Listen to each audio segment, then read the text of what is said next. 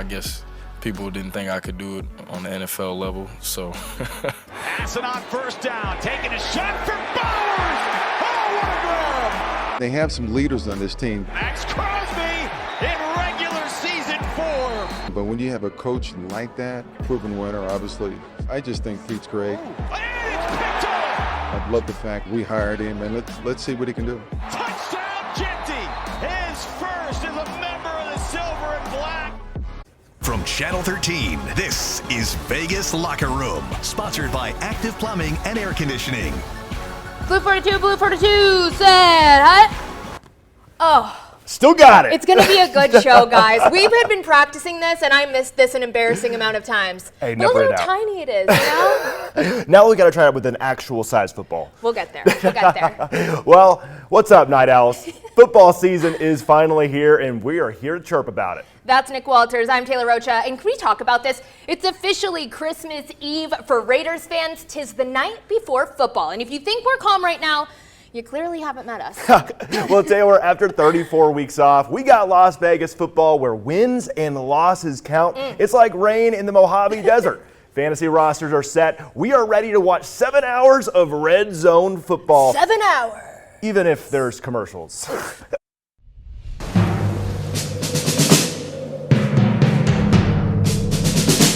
The autumn wind is a pirate. Nick, do you feel that? It's that iconic. Breeze in the air, the chill that just came over us. It's officially September, and you know what that means. The autumn wind is not only rolling in, it's kicking the door down. It's kind of, where the temperatures are cooling down too, so we really do feel the autumn wind. Oh, yeah. Look, Taylor, Raider Nation obviously loves America, don't we all? But it won't be very patriotic on Sunday. See what you did there, knee slapper. The Raiders open the season tomorrow, and they're doing it on the road in New England. The Pete Carroll era officially begins with 13-year vet Geno Smith under center. Camp is over. The work is done. Now it's time to compete for real. It feels great to be preparing, for a game week. I think we've done a great job, in handling what's in front of us. And today's no different, man. We got a practice coming up. Looking forward to getting better at practice and taking it day by day. I'm blessed to be here, blessed to be in this position. Thankful to be a part of this organization. But now it's about winning. And, I look forward to going out there with my teammates and getting that done. Various Raiders are about to make their regular season debuts as Raiders, and the highest drafted running back since Saquon Barkley is one of them. 6th overall pick Ashton Genty will tote the rock and start racking up the stats in his highly anticipated career.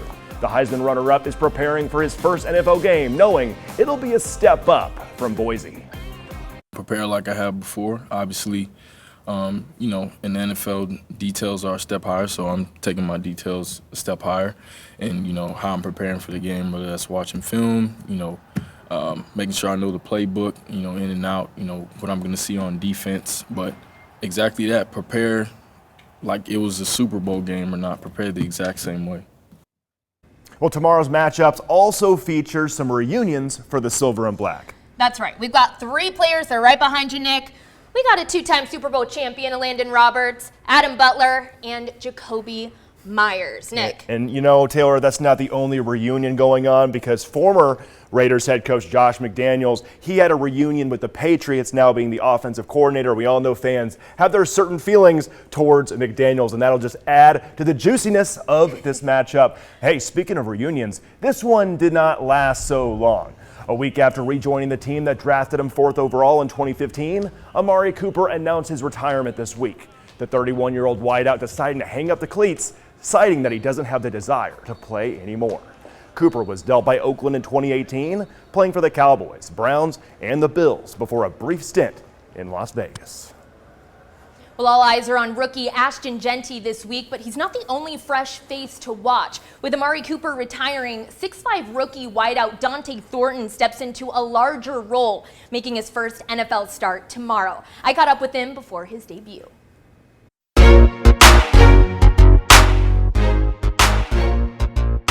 Dante, you're making your NFL debut coming up this Sunday. How do you feel? I feel great.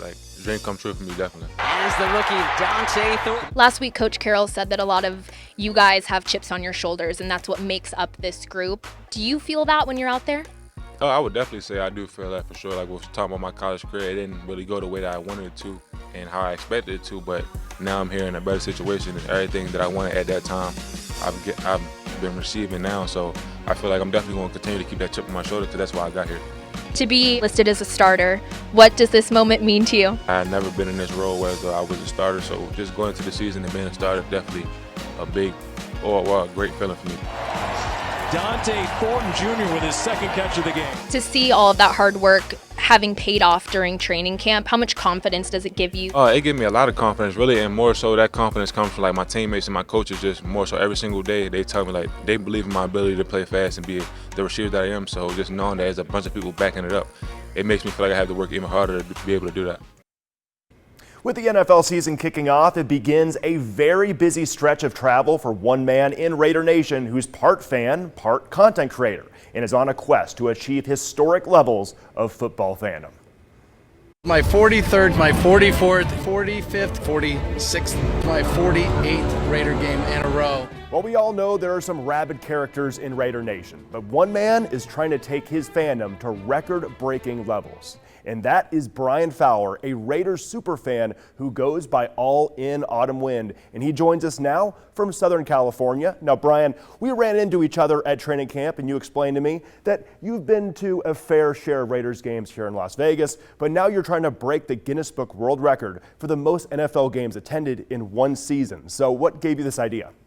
So yeah, I've been to the last 56 games in a row over the last 3 years, and I've been vlogging the whole experience. I was really trying to capture the Raider Nation experience the night before a game, the tailgate, and during the game, of course. And it's been absolutely wonderful.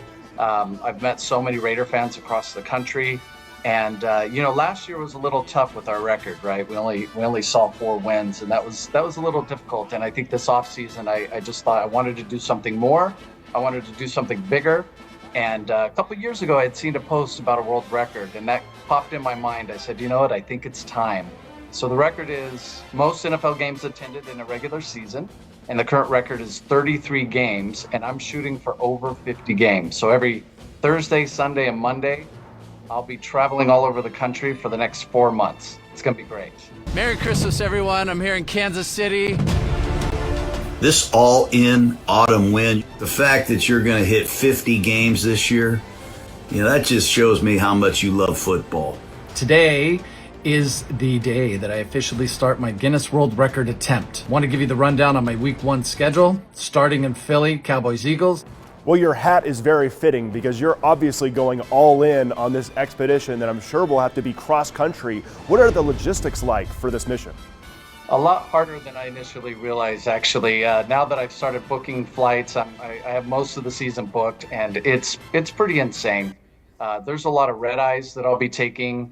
I might sleep in a few airports, and I'm also trying to come back to LA, to my home, to still spend time with my wife, because I'm not just staying out from Thursday to Monday. I'll go to a Thursday game, and I'll come back on Friday morning, and then I'll do the Sunday-Monday game and come back Tuesday morning. So it's constant travel throughout the whole season, 18 weeks. I want to share with you my full schedule in all its glory. Take a look at this. 50 games for the next 4 months. Lofty goals. You can catch my full chat with Brian on our website, ktnv.com, and we'll be sure to catch up with him during his long journey. Rebel football returned to Allegiant Stadium this weekend, but for one player, the game was about far more than the final score. Our Alex Eshelman shares his why. Jet Thomas is one of just 2 returning starters for the Rebels this season, and he tells me it's always been an easy decision to stay. This is the first opportunity that I got, so I just know my parents always told me just stay with your opportunity and just ride with it, so I'm just ride to the end. Jet's father, Kenneth, exemplified sticking with it until the end, never missing one of Jet's games before passing away earlier this year due to illness. No one really knew, but my dad, he was sick for a minute. He just always just been there for every game. Just hearing him, telling me I got this, I'm proud of you. Just the little stuff is what really just kept me pushing for him. As Jet continues to push forward this season, so far it's paying off, reaching the end zone 4 times through the Rebs' first 2 games, with his opening touchdown being one he will always remember. Jet Thomas from 29 yards out gets the scoring started for UNLV in 2025. When I scored, it was kind of emotional because he wasn't there, but KT3, that's his full initials. So I wrote that down, just knowing that he's right there with me. That wrist tape serving as a reminder to Jet of something more. This is my new why, so just pushing for my new why and just being the best me I can be. How do you do that day in and day out? Just being thankful to be alive and just, even though when stuff get hard, just know that in the end run it'll be all right. As long as I know I'm putting my best effort, I know I can do anything. Reporting for Channel 13 Sports, I'm Alex Eshelman.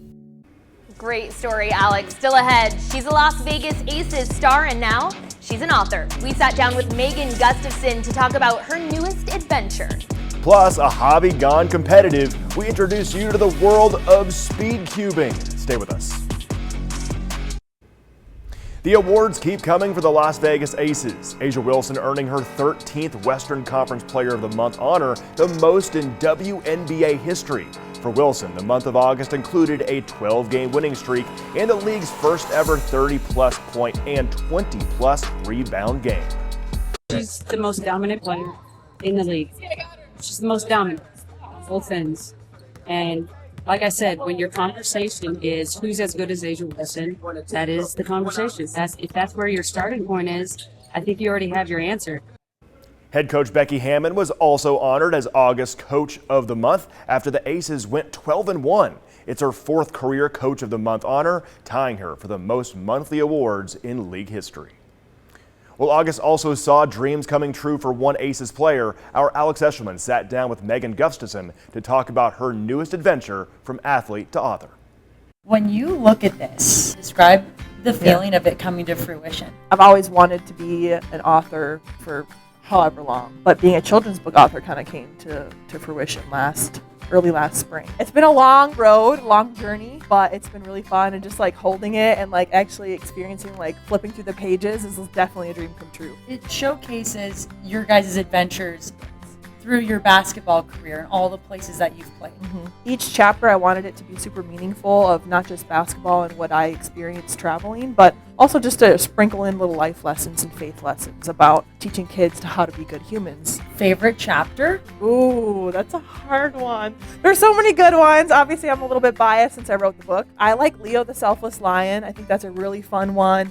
It kind of recaps my time with the London Lions winning the Euro Cup championship. What's your reaction to fans loving Pam? I mean, she's a star. I think it's just her happy-go-lucky attitude and her personality. She's just a lovable dog, and she just really loves attention from other humans and other dogs too. And so she's really likable. What not to like? What's your number one thing that you would want people to take away from your book? Kids with anxiety. I had that as a child, and I think being able to have a companion like Pancake would have been instrumental for me. Now she is, but I think kids can really relate to her and find comfort and peace with her. There's a Bible and a life guide at the end of the book too, just teaching different lessons of how each character that we've run into in the book represents a character from the Bible. And so just continuing to teach kids on how to be good humans. And I think that's the biggest message I want to display and to really push. Do you know how many books you've sold? I would say we're close to 1,000 or more. Right now we're just on Amazon, but we're going to be worldwide in a couple days, so we're really excited about that. A special book and a special player. Well, Summerlin South captured the hearts of our community, winning the U.S. Championship for Nevada at the Little League World Series. With the Athletics set to call Las Vegas home, it's hard not to imagine some of these kids as the next generation of local big league talent. I caught up with A's legend Dave Stewart to talk about what this moment means for our baseball in our community. A no-hitter for Dave Stewart. You have been on some of the biggest stages in baseball. And the A's are the world champions. 89 World Series MVP, but this stage that the Little League baseball team from Summerlin just played on was also no joke. The Summerlin South Little Leaguers find the summit. They are United States Little League World Series champions. How cool was it to see a team from Nevada representing like that? I think it was absolutely outstanding to be. You know, anytime you can get homegrown in the championship round, representing the whole United States, I think is an absolutely outstanding thing. Obviously, the A's organization means a whole lot to you, being a Bay Area kid yourself. Dave Stewart picking right up where he left off. these kids are also going to grow up with the A's being their hometown team. How special is it to you to kind of see that torch passed to this younger generation? You know, I can honestly say that if I did not have the opportunity to go to Oakland A's games, you know, in 1968 from day one. American League Baseball is underway in Northern California. I'm not sure how big of a baseball fan I would have been, or for that matter, if I would have even pursued the game of baseball. But to have the opportunity to go to the ballpark, join fans, become a fan. Oh, he got all of it! A 3-run home run, Garrett Gallegos! I think it's outstanding when you can get a youngster, get them involved in the game, get them to love the game, and eventually become major league players. Do you hope to maybe play for the A's one day? For sure.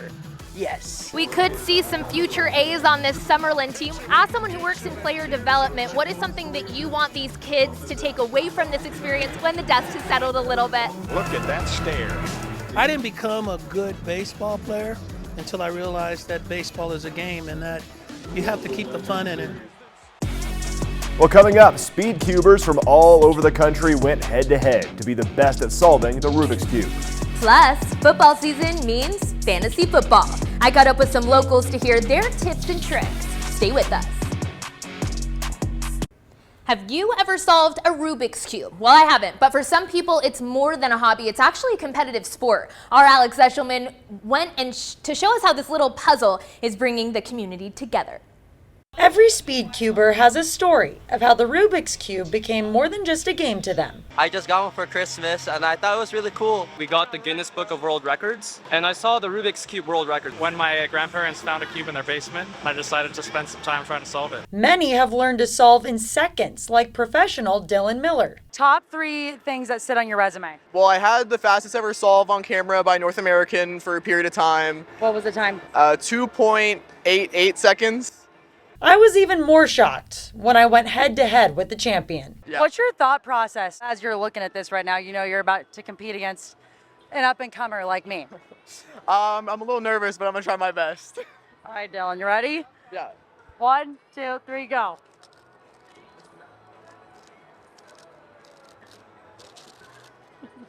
There you go. How do you do this? Now, the good thing is you don't have to know how to solve it in less than 6 seconds at Monday's double elimination tournament as the premier speed cubing league welcomes fans of all levels. It's really supportive. I find that we're all a little bit different but we're able to bond over one thing. Along with the 40 speed cubers at downtown Container Park, some locals share that same bond. It's really a fun, healthy, all-inclusive community of all ages, all different demographics, a place where people can come and feel safe. I learned how to solve it during a really hard time in my life, and I chose to pick it up as a means to prove to myself I can still learn anything. And so whenever there's an event, I like to bring my puzzles out so kids can try them out. And if you want to learn how to solve the Rubik's Cube, here are a couple tips I got from competitors. Practice. Don't be afraid to mess up the cube a little. Reporting for Channel 13 Sports from Fremont Street, I'm Alex Eshelman. What's your name, sir? Riley. Are you working during the week? Not so. Are you a teacher? I'm not. You're not. Silly me. What kind of job do you have? Hockey player. Who do you play hockey for? Is this like a, how high are we? Are we? Very high.